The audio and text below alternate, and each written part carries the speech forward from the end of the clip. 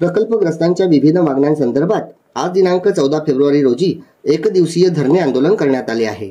दीपनगर येथे नवीन प्रकल्पाची निर्मिती युद्ध पातळीवर सुरू असून स्थानिक प्रकल्पग्रस्तांना कोणतेही प्राधान्य देण्यात आले नाही। यामुळे बेरोजगारी वाढली असून न्याय मिळावा यासह प्रमुख मागण्यांसंदर्भात धरणे आंदोलन करण्यात आले आहे। जय महाराष्ट्र।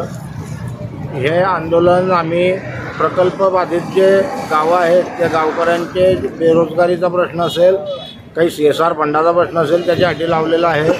पण दीपनगर प्रशासन एवढा ढिम्म आहे की त्यांनी आज आंदोलनाचा तिसरा दिवस आहे, 4 तारखेला एक केलं आणि कालपासून आम्ही हे बेमुदत आंदोलन सुरू केलं आहे। पण अजूनही प्रशासनाला कुठल्याही प्रकारचा घाम फुटलेला नाही। या आशयाने आम्ही आज परत एक परिपत्रक त्यांना देत आहोत की उद्यापासून आंदोलनाची दिशा आम्ही बदलून आंदोलनाला तीव्र स्वरूप आणून हे जे 660 मेगावॅटचे जे दोघी मेन गेट आहे ते आम्ही कामबंद आंदोलन उद्यापासून सकाळपासून केलं आहोत। तेव्हा जर प्रशासनाला काही घाम फुटला तर नक्कीच न्याय मिळेल आणि न्याय मिळाल्याशिवाय आम्ही हे आंदोलन स्थगित करणार नाही, हेही देखील आम्ही त्यांना इशारा वाटे सांगतोय।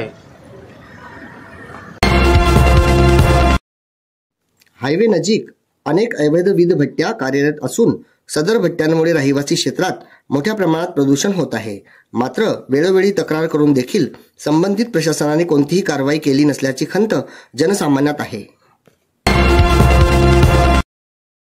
शहरातील खडका चौफुली नजीक ग्रीन व्ह्यू जवळील सर्व्हिस रोडवर मोठ्या प्रमाणात कचरा साठविला जातो।